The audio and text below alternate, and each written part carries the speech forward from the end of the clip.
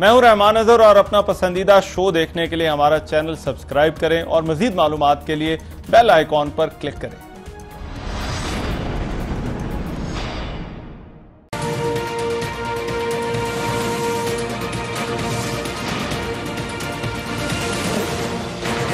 शहबाज शरीफ को गिरफ्तार किया, नवाज शरीफ को गिरफ्तार किया, वफाकी को गिरफ्तार किया, ख्वाजा साद रफीक को गिरफ्तार किया।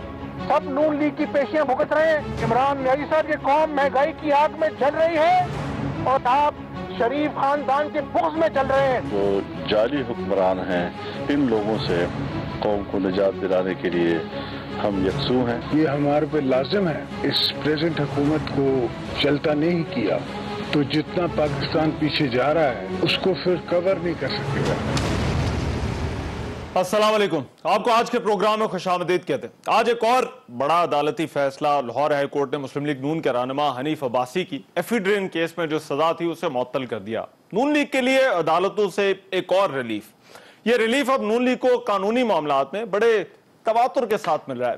मियां नवाज शरीफ की 6 हफ्तों के लिए जमानत, शहबाज शरीफ की आशियाना केस में जमानत और फिर ECL से नाम निकालने का फैसला, नैब की हमजा शहबाज को गिरफ्तार करने की कोशिश और फिर उस पर लाहौर हाई कोर्ट का नैब को इस गिरफ्तारी से रोक देना।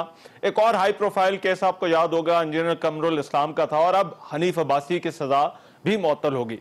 याद रहे कि नून लीग इन्हीं अदालतों के फैसलों पर तनकीद करती थी। एक तरफ तो डील का तासुर है, लेकिन देखा जाए तो एक बड़े कंटिन्यूटी के साथ छोटी अदालतों के जो फैसले हैं, चाहे वो नैब कोर्ट के हों, ड्रग कोर्ट के हों, मुअज़्ज़ज़ आला अदालतों में कानून की कसौटी पर ठहर नहीं पा रहे। इन केसेस ने नून लीग के इलेक्शन को भी मुश्किल बनाया था। तो क्या ये मुकदमात जो थे वो सियासी थे? ये हमारा पहला आज का जो है वो पॉइंट है। दूसरा, हुकूमत की मुआशी गवर्नेंस पर अभी भी सवालात उठ रहे हैं। आलमी मुआशी इदारों की जो रिपोर्ट्स हैं, स्टॉक मार्केट के हालात हुकूमत के उन दावों की तायद नहीं कर रहे कि अच्छे दिन आएंगे, इस पर भी बात करेंगे। तीसरा, हुकूमत मियां नवाज शरीफ की सेहत के हवाले से सवालात उठा रही है कि मियां नवाज शरीफ इलालत के बावजूद अस्पताल क्यों नहीं जा रहे। वफाकी वज़ीर इत्तलात फवाद चौधरी को भी ये शक है कि अपोजिशन जो लीडर ऑफ द अपोजिशन है शहबाज शरीफ, वो लंदन से वापस नहीं आएंगे। इस पर भी प्रोग्राम में बात करेंगे। और वेरी क्विकली हमारा जो आज का चौथा टॉकिंग पॉइंट होगा वो अपोजिशन रहनुमाओं की मुलाकातें और क्या उनके इकट्ठा होने का कोई इम्कान है, इन इश्यूज पर बात करेंगे। वेरी क्विकली मेरे साथ आज जो मेहमान मौजूद है उनका तारुफ करा दूं। फवाद चौधरी साहब हमारे साथ मौजूद हैं, गवर्नमेंट स्पोक्स पर्सन है, वफाकी वज़ीर इत्तलात और नशरियात तहरीक इंसाफ से। बहुत शुक्रिया फवाद चौधरी साहब आपके वक्त का। मियां जावेद लतीफ़ साहब मुस्लिम लीग नून के रहनुमा है, मेंबर कौमी असम्बली, वो हमें लाहौर से ज्वाइन करें। मैं फवाद चौधरी साहब सबसे पहले ये जरा डिबेट इस पर शुरू करना चाहता हूँ। ये जो हनीफ अब्बासी वाला मामला, आपका क्योंकि एक लीगल बैकग्राउंड है, बैरिस्टर हैं, नैब के मुकदमात या नैब के मामलात छोटी अदालतों के फैसले बड़ी अदालतों में जाते हैं तो स्ट्राइक डाउन हो रहे हैं, ये क्यों हो रहा है? देखिए, अदालती निज़ाम है, उस अदालती निज़ाम में अगर बेल मिली है तो सही है, अदालत का इख्तियार है। अदालत ने आपने देखा होगा, उनसे को लगा होगा कि इस केस में बेल बनती है। सेहत की ज़्यादातर जो हैं वो ग्राउंड्स ली गई हैं दोनों में और उसकी बेसिस के ऊपर उन्होंने छोड़ा है और कोई इतना बड़ा ऐसा फ़र्क नहीं पड़ता। ठीक है, कल सुप्रीम कोर्ट चली जाएगी अगर जाना हुआ। ये इन्होंने इनके केस में एंटी नारकोटिक्स में, उनके केस में नैब ने। सो हमारा तो जो मामला है वो ये है कि देखिए, हम एक कॉन्स्टिट्यूशनल गवर्नमेंट है। कॉन्स्टिट्यूशनल गवर्नमेंट में मोनार्की हम है नहीं। कुछ जो लोग हैं उनका ख्याल यही होता है कि आपने पकड़ लिया है तो अब आप जो है वो कोई जैसे तालिबान की हुकूमत थी अफगानिस्तान में, हम वही सलूक करें, वो मुमकिन नहीं है पाकिस्तान में। हमें कॉन्स्टिट्यूशनल गवर्नमेंट है, आइन के अंदर रहते हुए जहाँ पे आइन मामलात कमज़ोर हैं, कानून में सुकम है, उसको दूर करेंगे।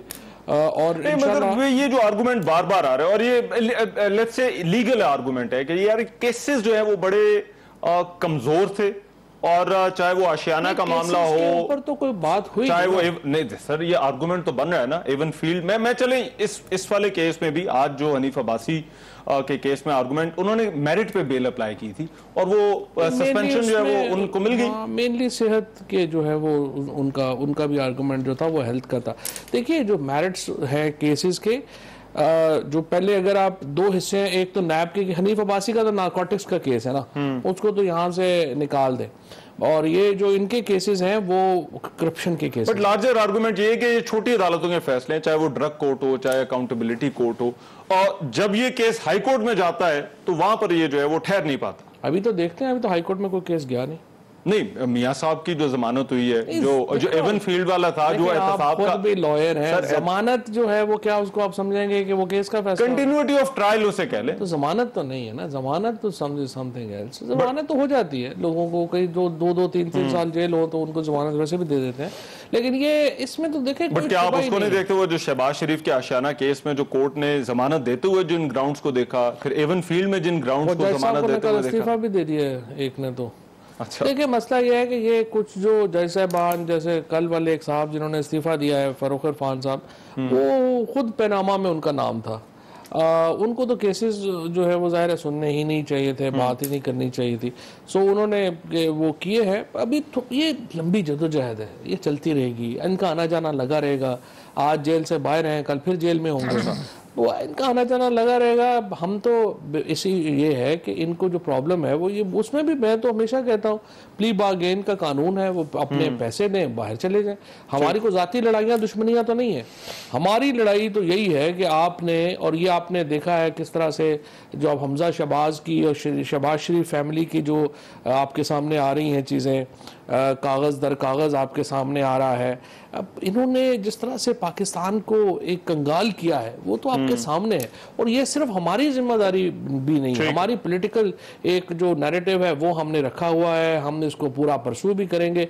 जितने हमारे पैसे हैं उतने बाकी इदारों के पैसे हैं, उतने आपके पैसे हैं। मियां जावेद लतीफ साहब, नून लीग इस रिलीफ को किस तरह से देख रही है? बड़े तवातुर के साथ ये मैंने केसेस का जिक्र किया, ये अगर हम देखें तो ये विंडो भी कोई 2-4 महीने की बनती है जिसमें ये सारे के सारे केसेस जिन पर आप लोगों की तनकीद थी कि ये सारे मामलात में जो है वो आपको विक्टिमाइज किया गया है, अब उन्हीं अदालतों से आपको रिलीफ मिल रहा है। देखें रहमान, दो चीज़ें, एक तो है एहतसाब और दूसरा है इंसाफ, तीसरा है इंतकाम। बात यह है कि मेरे भाई फवाद चौधरी साहब, मुझे तो इनकी काबिलियत पर तो कोई शक नहीं, लेकिन बेचारे जितना काम कर रहे हैं मुझे इन पर तस ज़रूर आता है कि सुबह शाम जो एक बिल्कुल नकारा और बिल्कुल किसी ना काम जोगी हुकूमत का भी दफा करते थकते नहीं है, बहरहाल इनकी हिम्मत है। मैं ये गुजारिश करूँगा कि आप अगर बात करेंगे कि हम जिन अदालतों पर एतराज़ करते थे, बात करते थे, आज हमें रिलीफ मिल रहा है, आपने पहला सवाल ये किया है। बात यह है कि अदालतों के फैसलों पर तनकीद करना, अदालतों के फैसले पर बात करना, फैसलों के बाद ये हर एक का राइट होता है और दुनिया में ऐसा होता है, इसलिए यहाँ भी किया जाता रहा है। मुझे ये लगता है कि मेरे साथ नाइंसाफ़ी हुई है तो मैं बात कर सकता हूँ फैसले पे, वो हमने की। आज जहाँ तक रिलीफ मिलने का तल्लक है तो मैं ये अर्ज़ करूँ रहमान साहब कि बदकिस्मती है इस पाकिस्तान की, और सारे लोग इस चीज़ से आगाह हैं कि माजी करीब में, हाल में और माजी दूर में ऐसा होता रहा है कि जिन पर इल्ज़ामात लगे हैं करप्शन के, किकबैक के, लूटने के, उनको रिलीफ कौन देता रहा है और क्यों उनको पकड़ा नहीं जाता रहा। आप ये देखें कि जिन पर इल्ज़ाम लगा उनको जब बलूचिस्तान असेंबली को तब्दील करना था वहाँ की कैबिनेट के लोगों को, तो वहाँ इस्तेमाल किया गया। आप ये देखें कि उसके बाद सेनेट का चेयरमैन का इलेक्शन आया, फिर जनरल इंतखाबात आए, इल्ज़ामात तो उस वक्त थे, पकड़ा क्यों ना गया। फिर आप ये देखें कि जिन पर कोई इल्ज़ाम नहीं था मगर उनको उनकी मर्जी के मुताबिक काम नहीं उनसे लिया जा रहा था या वो नहीं देना चाहते थे, उन पर इल्ज़ाम लगाकर उनको पकड़ लिया गया। मैं ये कहना चाहता हूं कि अगर आज लोगों का एहतसाब के नाम से, या आपका आर्गुमेंट ठीक है, बट अभी आपको उन्हीं अदालतों से रिलीफ मिल रहा है ना। मैं आप इन्हीं अदालतों पे कहते थे कि ये जो है वो इन्फ्लुएंस है और प्रेशर पर जो है वो फैसले दिए जा रहे हैं। मैं रहमान, मेरा तो सवाल ये था कि अब क्या है, अब आपका गिला शिकवा दूर हो गया है अदालतों से? अगर मिनिस्टर की तरह मुझे भी जवाब देने का मौका दे दें तो मैं आपकी खिदमत में जसारत कर रहा हूं। मेरी बात मुकम्मल होगी, आपको जवाब मिल जाएगा। मैं ये कहना सर, बट सवाल तो पूछन दो ना, सवाल पूछने का राइट तो हमसे ना लेना। मैं कदों के राइट तेरे को मैं सलब करना, मैं तो कहना मैंने जवाब तो देन दो। मैं ये कह रहा हूं कि आप ये जो बात कर रहे हैं ना कि आज हमें रिलीफ मिल रहा है, तो भाई ये देखें एहतसाब के अदारे के साथ दीगर अदारे जुड़े हुए हैं। आप ये देखें कि नैब जो है ये तख्लीक है एक डिक्टेटर की, और डिक्टेटर ने जिन ख्वाहिशात जिन ज़रूरत के तहत इस अदारे को बनाया, बदकिस्मती से दीगर अदारे उसके साथ जुड़े हुए हैं। क्योंकि वो जुड़े ना हो तो ये प्रोसेस, ये सारी चीजें मुकम्मल नहीं हो सकती। अब जो आप सवाल कर रहे हैं, मैं ये कहता हूं कि हमारा बयानिया क्या था। हमारा बयानिया ये था कि अदारे अपनी हदूद में रहकर काम करेंगे।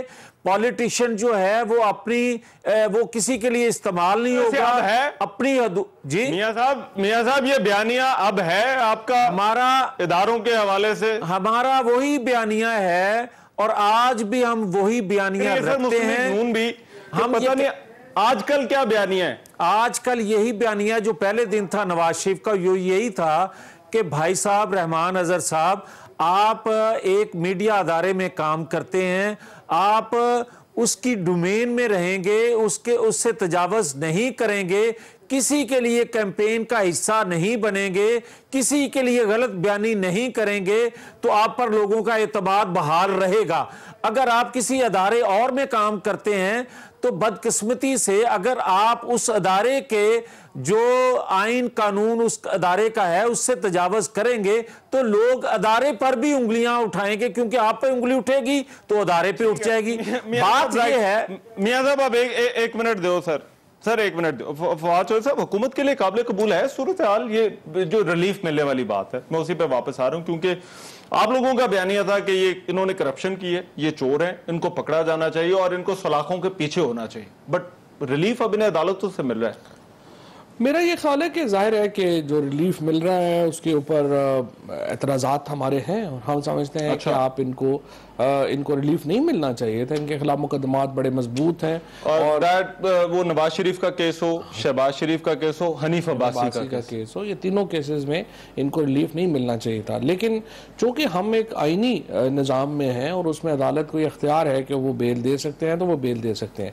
दूसरी तरफ ये है कि ये हनीफ जिस तरह से जावेद लतीफ़ साहब ने अभी आपके सामने मौक़िफ़ रखा है, वो मौक़िफ़ ये है कि अगर तो आप ये जो बेसिकली तो वो कह रहे हैं कि फ़ौज जो है वो करा रही है और फौज के साथ ये सिलेक्टिव जस्टिस हो रहा है और ये हो रहा है। मुझे ये समझ नहीं आती है कि ये इनकी आपस में भी इनकी एक बात नहीं है। नवाज शरीफ कोई और बात कर रहे हैं, शहबाज शरीफ और बात करते हैं। एक आदमी आता है वो सारी रात जो है वो लेटा रहता है GHQ सामने, दूसरा उठता है वो सुबह उठ के पत्थर मारना शुरू कर देता है। इससे लेटा कौन है और पत्थर कौन मार, वो आपको भी पता ही है। एक सर अभी कंफ्यूजन बड़ी है ना, हमें तो पता नहीं चलता कि कौन क्या बात कर रहा है, पता चलता इनका कौन क्या बात कर रहा है। असल में इनका प्रॉब्लम इस वक्त ये पॉलिटिकल पार्टी जो है ना, दोनों देखिए, पहली बात तो जरूर इसमें तो कोई शुबा नहीं, PMLN और पीपल्स पार्टी दोनों बड़ी इंपॉर्टेंट पॉलिटिकल पार्टीज हैं, दोनों इंस्टीट्यूशंस हैं, दोनों को हम प्रिजर्व करना चाहते हैं। पाकिस्तान के लिए इंपॉर्टेंट है कि सियासी जमातें हो। मसला क्या है? मसला ये आ रहा है कि एक की लीडरशिप जो है वो $3 बिलियन खा के बैठी हुई है, दूसरे की लीडरशिप $5 बिलियन खा के बैठी हुई है, और कह ये रहे हैं कि ये पॉलिटिकल वर्कर सारे सड़कों पे आ जाएं ताकि हमने जो पैसे बाहर लेके चले गए हैं वो हमसे ना कहा जाए कि वापस आ जाए। मुझे बताएं कि कभी कोई इस नैरेटिव के ऊपर तहरीकें बनती हैं, कभी कोई इस नैरेटिव के ऊपर पॉलिटिक्स हो सकती है? ये जो सारे लोग इस वक्त बुनियादी तौर के ऊपर डिफेंस करते हैं नवाज शरीफ साहब का आके, इन सबको पता है कि ये ज़ाहिर है इनके अपने छोटे मोटे काम है, उनके बड़े बड़े काम है। ये जो इस वक्त सारा PMLN का और पीपल्स पार्टी की पॉलिटिक्स का बेड़ा गर्क हुआ है वो इसलिए हुआ है कि इनके पास पॉलिटिकल नैरेटिव नहीं है।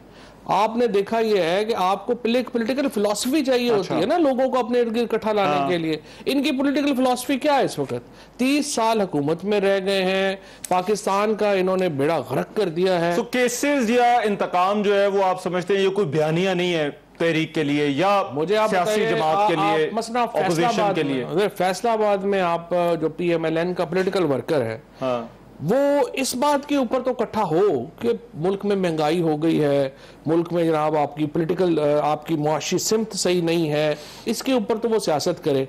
इसके ऊपर वो क्यों इकट्ठा हो कि नवाज शरीफ का एवन फील्ड अपार्टमेंट बचाना मेरा फर्ज है? ठीक है, राइट, तो की बात है ना। ठीक है मियां साहब, क्या वाकई आपकी पार्टी के पास कोई सियासी बयानिया नहीं है इस वक्त? क्योंकि आपकी क़यादत जो टॉप लीडरशिप है सर, वो तो खामोश है ना, मतलब मियां साहब खामोश नहीं है, थॉरली करप्ट है। अच्छा, आपका ये कहना है? मतलब आपको यकीन नहीं है? नहीं, मुझे सर मैं पार्टी नहीं ना बन सकता, मैं आपके प्रेसाइड नहीं, आप ना ये जो सारे आपके कैमरामैन इनसे पूछना नवाज शरीफ करप्ट है कि नहीं है। अच्छा, चले, ये आपकी राय सर, आपकी राय, वरना पे डिबेट नहीं हो सकती। मैं आपके साथ पार्टी बन जाऊंगा तो फिर ठीक है, ठीक है, आपका फिर बचेगा क्या? प्रोग्राम भी तो चलाना है ना। ठीक जी मियां साहब, हकीकत यही है जो मैं आपको कह रहा हूं, बच्चे को पता है करप्ट है। मेरी यार सुन लें, मैं फवाद चौधरी साहब मेरे छोटे भाई हैं, मैं जिस हद तक ये चले जाते हैं मैं नहीं जाऊंगा इनकी बंदे के हवाले से। मेरे पास भी बहुत सी चीज़ें हैं, इमरान खां, अलीमा खां, इन सब के लिए कहने के लिए, लेकिन मैं नहीं ज़ातियात पे जाऊंगा। मैं सिर्फ इतना अर्ज़ करूंगा कि ये कहते हैं कि आज ये देखें रहमान के नवाज शरीफ खामोश है, बकौल इनके, हम भी कहते हैं खामोश हैं, खामोश नवाज शरीफ इनसे बर्दाश्त नहीं हो रहा। अगर वो जब बोलेगा, जब निकलेगा तो इनकी हालत क्या होगी ये आप देख लें। दूसरा मैं ये अर्ज करूंगा कि ये कहते हैं कि जनाब ये बड़े करप्ट हैं, इन्होंने बड़ा माल कमाया, बड़ी इनको आज रिलीफ मिल रहा है। तो मुझे ये बताएं, आशियाना स्कीम में या साफ पानी के मसले पे मियां साहब लंदन निकल सकते हैं? अदालतों के लंदन निकल जाते हैं, शहबाज शरीफ साहब नहीं चले। अच्छा जी, मियां साहब फवाद साहब कह रहे हैं कि लंदन ना निकल जाए। अच्छा, लंदन की भी सुन लें। मुझे ये बताएं कि नवाज शरीफ, बल्कि यार फवाद को मैं क्या कहूं, मैं तो सिर्फ इतना कहूंगा कि जिस बंदे के बारे में आज ये कह रहे हैं ना फवाद चौधरी साहब कि शहबाज शरीफ को वहाँ कोई बीमारी ना आ जाए, बहाना ना बना लें और वहाँ ना रह जाएं, तो मैं इनको कहूँगा कि खुदा का खौफ करें यार। उसकी एक पोती हुई, उसको ऑपरेट किया गया, इसका इतना सीरियस उसका ऑपरेशन था, उसका अगर वो तीमारदारी के लिए चला जाता है और अपने वो जो ड्यू था उसका चेकअप उसके लिए चला जाता है, तो उसके लिए ये इस तरह की बातें करते हैं। और लीडरशिप के बारे में बात करने से पहले ये सोचें कि पाकिस्तान की हिस्ट्री में कभी ऐसा नहीं हुआ कि कोई लीडर बाहर से जेल काटने के लिए अपनी बेटी के साथ आए। खुदा का खौफ करें, अगर हमने भागना होता, अब अगर हमने बहाने बनाने होते तो हम तो बाहर बैठे हुए थे, आए।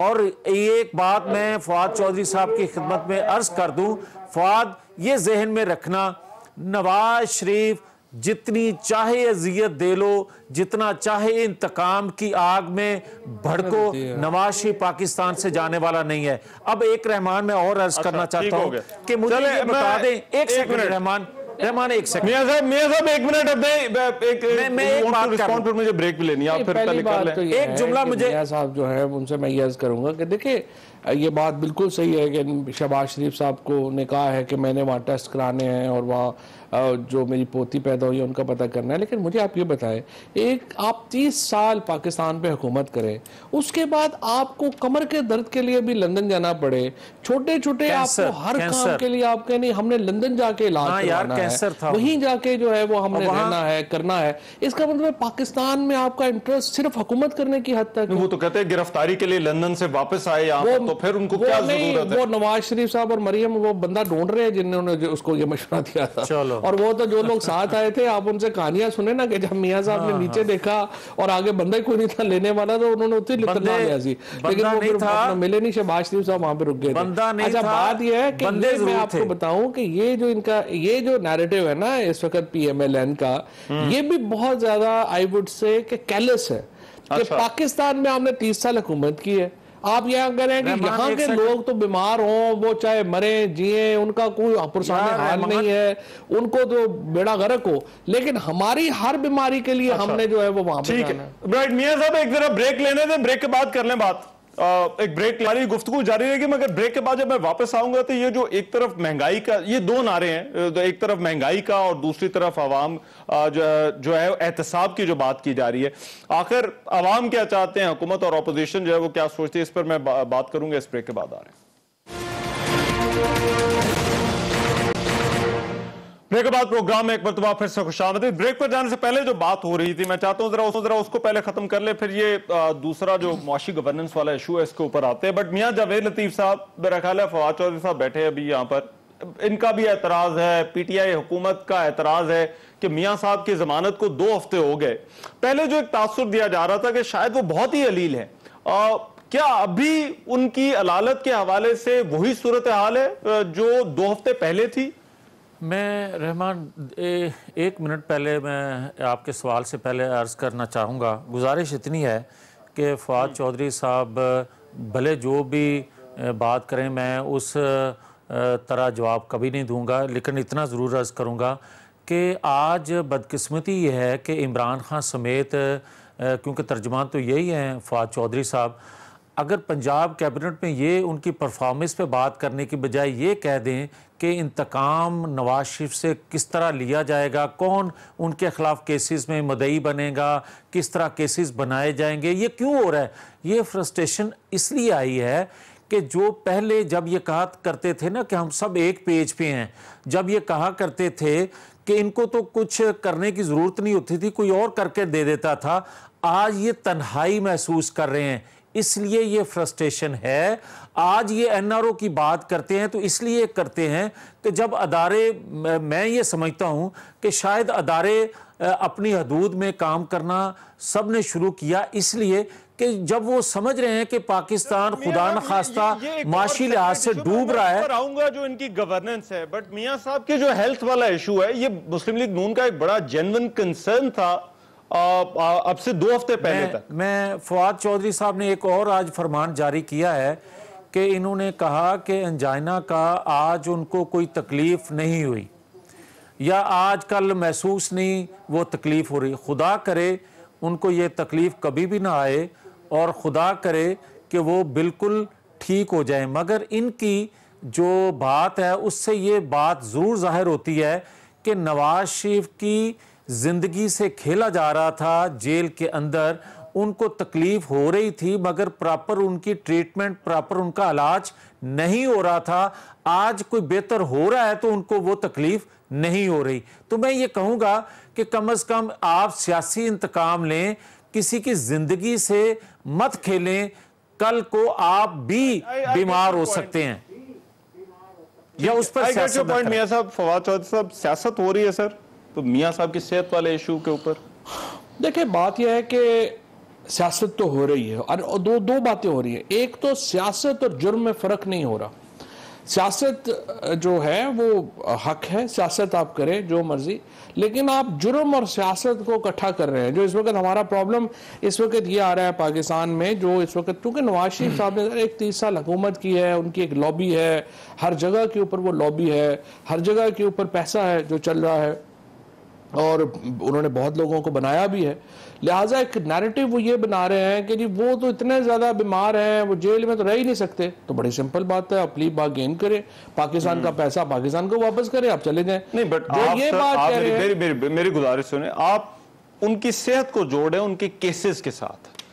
मैं सिर्फ ये कर रहे थे, आदमी की सेहत ज्यादा आपको भी महसूस होती है, वरना 2 लोग अभी जो है वो नैब की कस्टडी में अभी बेचारे जो है वो दम तोड़ गए हैं। इससे पहले वो हमारे प्रोफेसर जो यूनिवर्सिटी का था वो बेचारा, उसको हथकड़ी लग गई उसको, और वो उसको मरने के बाद अगलों ने हथकड़ी नहीं उतारी। इस किस्म के तो यहाँ, और अगर आप जेलों में चले जाएं 90% लोग जो हैं वो मरने वाले हुए हैं, उनको जो है वो हेपेटाइटिस बी और सारी उनको बीमारियां लगी हुई हैं, बुरे हालों में, क्रिपल्ड लोग हैं वहाँ पर जेलों में। और ये नहीं कि वो होना चाहिए, उनको भी जो है वो इलाज की सहूलत मिलनी चाहिए, लेकिन अमीर आदमी हो, पावरफुल आदमी हो, मीडिया की भी जरा ज्यादा ही बेचारा सोच में पड़ जाता है ना। गरीब आदमी के लिए मीडिया की भी इतनी नहीं। बट आपको शक है कि ऑपोजिशन लीडर भी अब जो है वो इसी चीज का सहारा लेंगे जो आज आपने जो ट्वीट किया? अल्लाह करे आ जाए, हम तो दुआ को हैं कि अल्लाह करे आ जाए वापस, ये ना हो वो भी बात आगे। मुझे इजाजत है, जावेद लतीफ साहब बता सकते हैं, इनका राब्ता होगा कि मियाँ साहब आ तो रहे हैं ना। क्यों जी मियाँ जावेद लतीफ साहब? मैं रहमान साहब पहले फवाद चौधरी साहब से अर्ज़ कर चुका हूँ कि किसी तौर शरीफ फैमिली का कोई मेंबर, मैं बात करने लगा हूँ नवाज शरीफ फैमिली की, बाहर नहीं रहेगा, नंबर 1। नंबर 2 मैं ये अर्ज कर दूं कि बार बार ये कह रहे हैं कि अगर इन्होंने जान छुड़ानी है तो प्री बार्गेन करें, पैसा दें। वो भी जब जा रहे थे ना तो उनकी वीडियो जरा आप करवाएं ना, फाद यार एक सेकंड कि जो ही हमारे ऊपर अदालत में केस लगेगा हम आ जाएंगे। इसाक डार को इन्होंने सरकार के प्राइम मिनिस्टर के जहाज में छोड़ा, जावेद लतीफ साहब वजीर थे, इन लोगों ने उनको प्राइम मिनिस्टर के जहाज में फरार करवा दिया। अच्छा ये तो शायद खाकान अब्बासी के ऊपर, उनके ऊपर ये मुजरम फरार करने के बारी बारी बात कर लें तो ज्यादा मुनासिब होगा। के ऊपर अभी तक उन्होंने किया क्यों? रहमान साहब जी जी मियां जब बारी बारी बात कर लें तो मेरा ख्याल मैं ये अर्ज करता हूं जरूर कि जो बात बार बार मेरे भाई कर रहे हैं कि जनाब पैसा लूटा गया, पैसा वापस करें, मैं ये कह रहा हूं और डंके की चोट पर ये बात कह रहा हूं कि ये सियासी मुकदमा था नवाज शरीफ पे। इससे पहले भी नवाज शरीफ को 25 साल सजा त्यारा हाईजैकिंग केस में हुई है, आज कोई नई सजा नहीं हुई। मैं ये कहूँगा कि इस सियासी मुकदमात में पहले भी सजा जुल्फकार भुट्टो को भी हुई, जो हमने 20 साल बाद कहा कि जनाब अदालती कत्ल हुआ। जो नवाज शरीफ को सजा हुई, let the record be straight, जो त्यारा हाईजैकिंग की सजा के बाद भी तो मियां साहब सर बाहर गए थे ना। मैं वही कर द प्रॉब्लम इज कि आप नैरेटिव जरूर सेट करें बट रिकॉर्ड जो है उसको भी जरा सामने रखें। मैं गलत क्या कह रहा हूं? मैं क्या गलत कह रहा हूं? मुझे बता दे। मैंने जो आप बाहर जाने वाली बात कर रहे हैं, मैं बाहर जाने तो भाई जेल का दरवाजा तोड़ के गए थे, दीवार फलांग के गए थे, कैदी को हुक्मरान ने बाहर निकाला तो कैसे निकाला? किसी के उसकी जरूरत थी कि वो तो गए थे ना सर। यार मेरी बात सुने ना, मुझे ये बता दें कि उस वक्त 25 साल जब सजा, और रहमान ये मैं ऑन ओथ बात करने लगा हूं, मैं ये कहता हूं कि जब नवाज शरीफ के खिलाफ त्यारा हाईजैकिंग केस बनाया गया तो खुदा गवाह है मीडिया पे इस तरह कैंपेन चलाई गई कि हम लोग गांव में, देहातों में, गली कूचों में जाते थे तो लोग ये कहते थे वो बेड़ा गर्क नवाज शरीफ कर देने लगा सी, 200 बंदे नूं मार देने लगा सी, एक बंदे नूं मारने की खातर।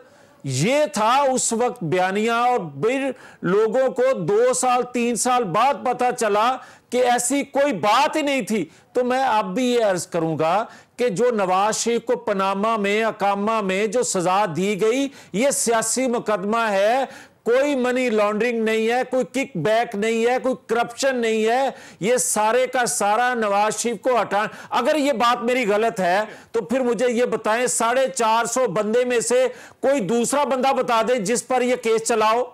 450 बंदों का नाम था, ऑफशोर कंपनी में कितने लोगों का नाम था, और नवाज शरीफ का तो पनामा में ऑफशोर कंपनी में नाम भी नहीं था, फिर उसको सजा क्यों दी गई?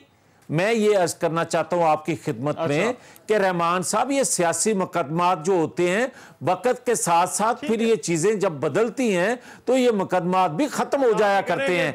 इसलिए ये मैं अर्ज करूंगा, चीजों को क्लियर होने में वक्त लगता है। राइट नहीं, वो ये कह रहे हैं बेसिकली कि ये जो नवाज शरीफ की प्रॉपर्टीज एवन फील्ड जो वो वहाँ पे जो जाके रहते हैं, वहाँ पे जो अपार्टमेंट्स हैं, उनके बच्चे, जावेद लतीफ साहब बेसिकली ये कह रहे हैं कि उनके बच्चे बाहर नहीं हैं, वो पाकिस्तान में हैं। वो ये कह रहे हैं कि जो अपार्टमेंट्स की आप बात कह रहे हैं वो फेरी टेल्स हैं, उनमें अपार्टमेंट्स उनके हैं ही नहीं हैं। वो ये कह रहे हैं जो पैसे बाहर भेजे जाने के आप कह रहे हैं बैंकिंग ट्रांजैक्शंस हैं, वो है ही नहीं है।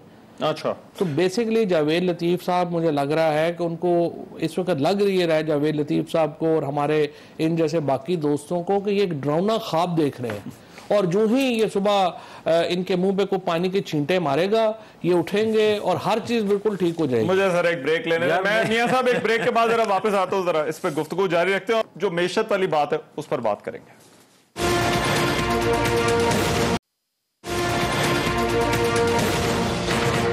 ब्रेक के बाद प्रोग्राम में एक मरतबा फिर से खुशामदीद। मैं चाहता हूँ जरा डिबेट को आगे बढ़ाए। अवाम एहतसाब चाहते हैं या महंगाई में कमी? फवाद चौधरी साहब, पाकिस्तान स्टॉक एक्सचेंज के हालात कुछ अच्छे नहीं है। वर्ल्ड बैंक, IMF, इनकी जो रिपोर्ट्स आई हैं, वो जो मरीज जिसको आप ICU से निकाल कर लाए हैं बकौल असद उमर के, उस मरीज की हालत फिर बड़ी तशवीशनाक है। उसकी कोई मेडिकल रिपोर्ट्स जो हैं वो कोई अच्छी नहीं आ रही। नहीं, कोई तो तशवीशनाक नहीं है। मैं आपको पहले एक बड़ी तस्वीर आपके सामने रखना चाहता हूँ। देखिए इशू क्या है। 1947 से लेके 2008 तक पाकिस्तान ने कुल कर्जा लिया $37 बिलियन। इस $37 बिलियन में हमने मंगला बनाया, हमने तरबेला बनाया, हमने इस्लामाबाद बनाया, हमने गवादर बनाया, हमने मोटरवे बना ली, हमने अपनी नेवल बेसिस रीवैम्प कर दी, हम अपनी मिलिट्री हमने रीवैम्प कर दी। ये $37 बिलियन में हमने किया 1947 से लेके 2008 तक। 2008 से लेके 2017 तक हमने कितना कर्जा लिया? $60 अरब। 60 बिलियन हो गया। 10 साल में हमने कर्जा लिया $60 अरब। आप मुझे अंदाजा लगाइए, बेसिकली 23 बिलियन ज्यादा पिछले से। पूरे 60 साल में ये कर्जा लिया, 10 साल में ये लिया। मुझे आप बताइए इन्होंने इन कर्जों से क्या किया? किसी को नहीं पता। नहीं मतलब क्या आप सर, अभी तो आप है ना, अभी तो आपकी हुकूमत है, तो अभी हम है ना, अब हम क्या कर रहे हैं?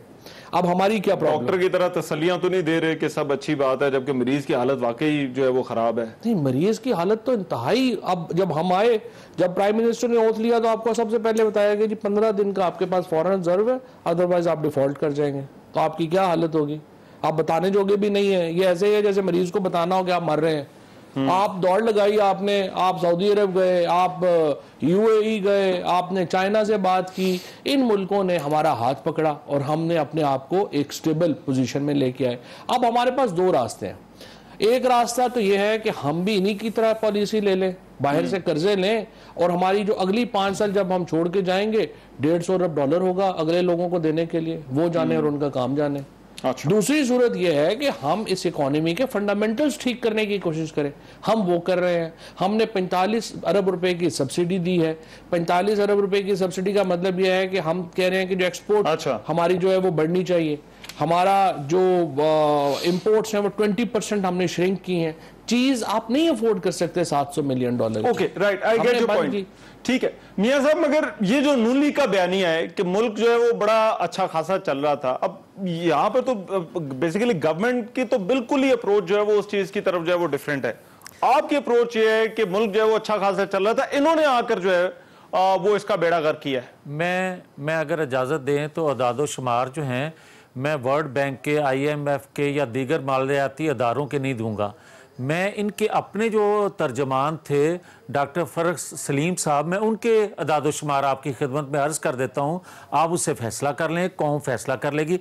आप ये देखें, वो फरमा रहे हैं कि 2018 में ज़र मुबादला के ज़खायर जो थे उनकी मालियत $10 अरब थी बकौल उनके, और वो कहते हैं कि कर्ज लेने के बाद वो मालियत जो थी वो $15 अरब होनी चाहिए थी, जो कि रह गई है $8.1 अरब।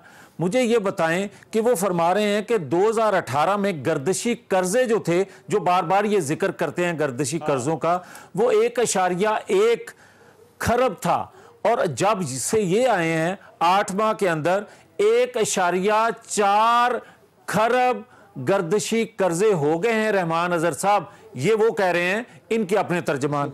मैं ये तीसरी बात मैं करता हूं, ये बड़ी बात बार बार करते हैं कि जनाब हमने कर्जे लिए।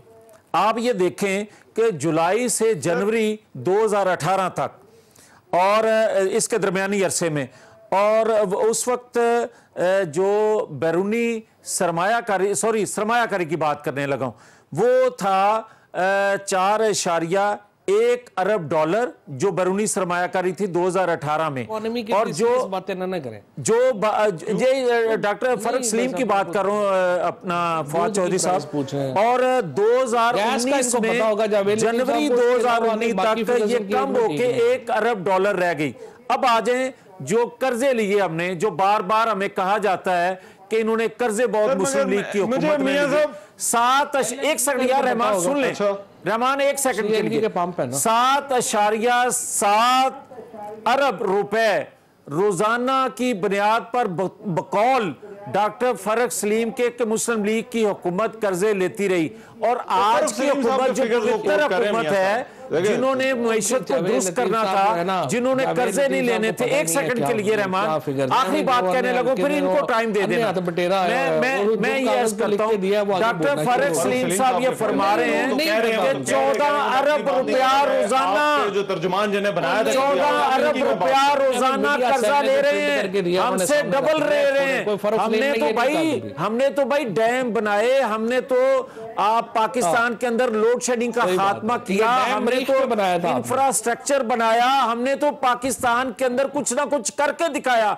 आप बता दें जो आपने कर्जे 14 अरब रुपया रोजाना ले रहे हैं, हमसे डबल ले रहे हैं, उसका 8 माह में क्या किया? मैं मियां साहब ये जरा ब्रेक के बाद जरा गुफ्तगू जारी रखिए, बट यू नीड डेवलपमेंट इन्होंने की चांद के ऊपर, मरीख पे, ये वहीं पे थे ना सारे असल में। चलो मैं जरा एक ब्रेक ले रहे हैं, ब्रेक के बाद वापस आ रहे हैं।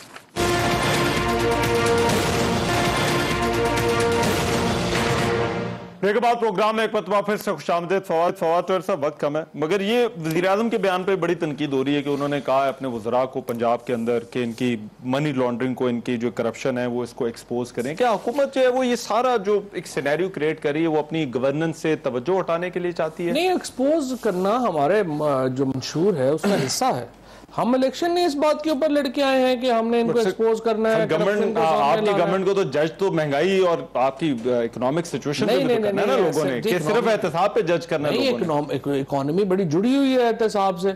आज ये जावेद लतीफ साहब अपने लीडरों से ले रहे पैसे जो पाकिस्तान, हम ये नहीं करें अपने पैसे नहीं, हम कह रहे हैं इनको कहें कि अपने पैसे वापस करें, 3-4 अरब डॉलर ये दे दें, 3-4 अरब डॉलर जरदारी दे दे तो महंगाई नहीं होगी। तो आपका मतलब है कि फिर पाकिस्तान के मौशी मसाइल हल हो जाएंगे इमीडिएट। अगर ये प्ली बार्गेन की आपकी जो ऑफर है वो कबूल कर ले। भाई इनके पास पैसे इतना सारा आप हमें मुजरिम बना रहे हैं, कैसे बना रहे हैं भाई? ना ये जो है अपना हसन नवाज, ये क्या बिल गेट्स है कि ये 43 अरब रुपए का घर लेके बैठ गया? वन जो अपना है इसका उसके उसमें वन जो इनका है कि इसमें जो किंग्स हमारा जो मेन एरिया है हेरिटेज के सामने जो वहां पे लेके ये बैठ गया है।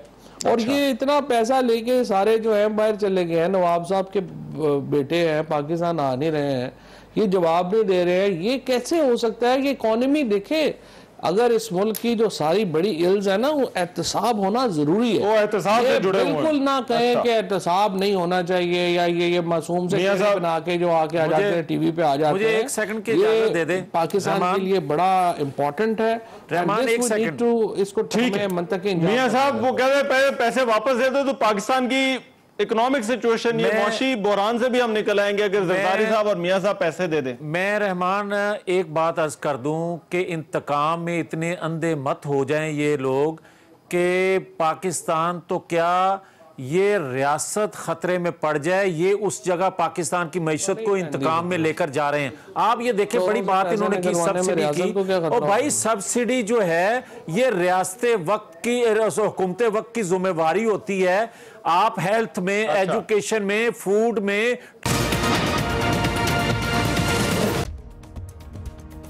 मैं हूं रहमान अजहर और अपना पसंदीदा शो देखने के लिए हमारा चैनल सब्सक्राइब करें और मजीद मालूमात के लिए बेल आइकॉन पर क्लिक करें।